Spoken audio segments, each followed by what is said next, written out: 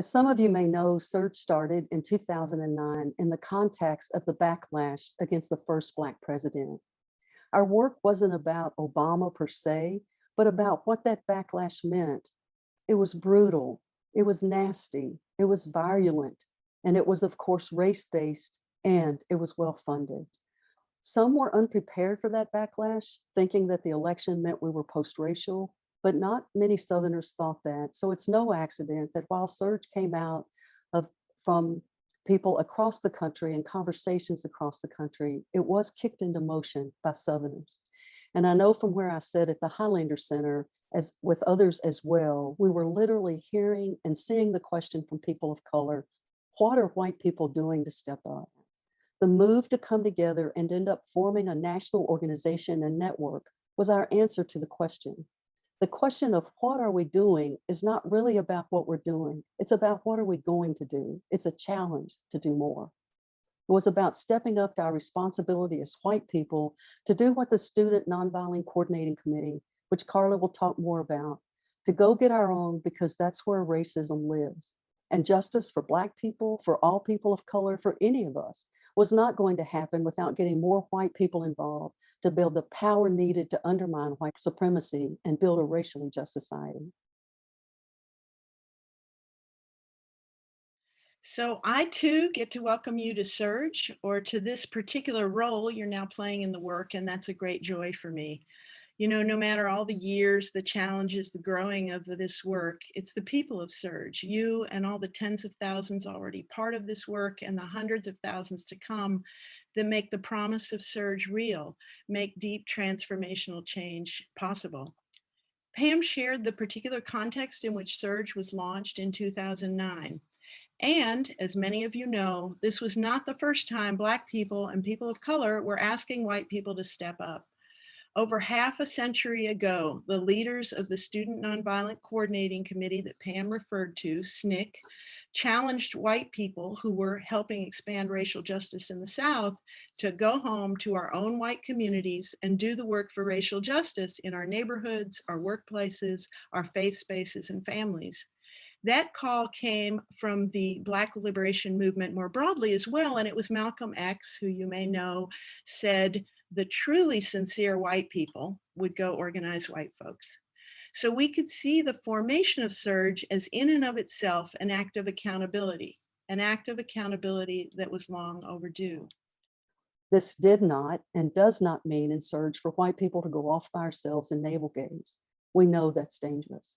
It does mean accepting our responsibility to get our own, to undermine white supremacy, and to do that in accountability with people of color. From the get-go, SURJ came from an organizing approach in which education must be connected to action.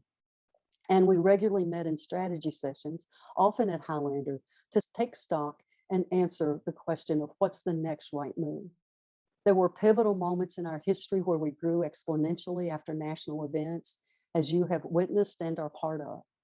Trayvon, then Ferguson, the rise of the Black Lives Matter movement, the election of Donald Trump, the killing of George Floyd and Breonna Taylor.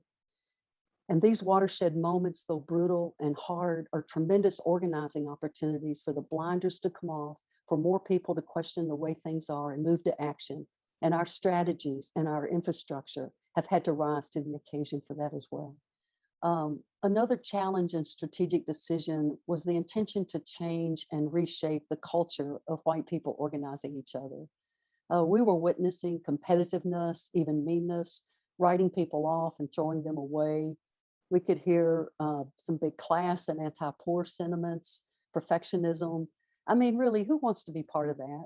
So we named it, developing, modeling, and lifting up a calling in culture.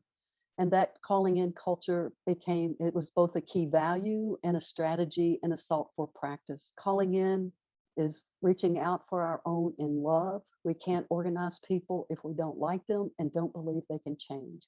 It's about building a movement that makes room for people for our mistakes because we're all going to make them. And what matters is helping us grow individually and collectively. And calling in is the learning atmosphere and inviting people to a movement that they want to be part of. For any of this work, we need white folks to understand in a deep and lasting way why undermining white supremacy benefits us too.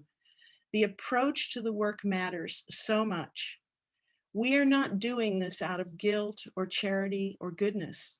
And this has been a conversation throughout the history of SURJ, is that we are doing this because, as white Southern anti-racist organizer Ann Braden said, our lives depend on it.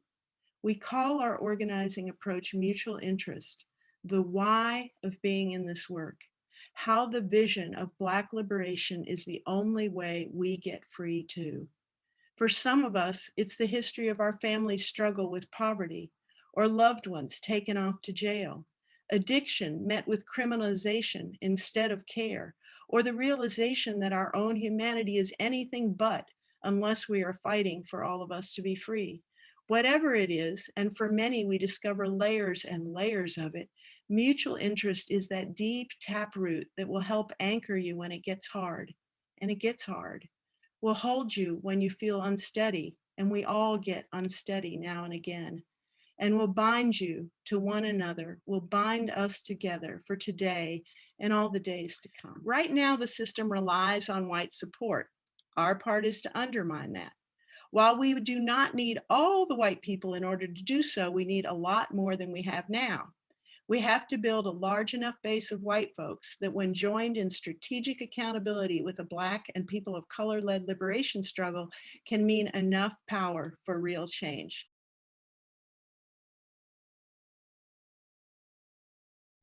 White silence is the greatest barrier to racial justice. And because racism is a cornerstone in this country, racial justice is key to economic justice, gender, environmental, and disability justice as well. We must win over enough white people to join with Black and Brown and Indigenous people to tip the scales toward justice. That is our work. It is possible, not easy, but possible. One of the biggest threats to white supremacy, capitalism, patriarchy, ableism, war, and colonialism would be for enough white people to stand with Black, Brown, and Indigenous people to win a whole different world. So if white people are holding it up, then my goodness, let's get at undermining that.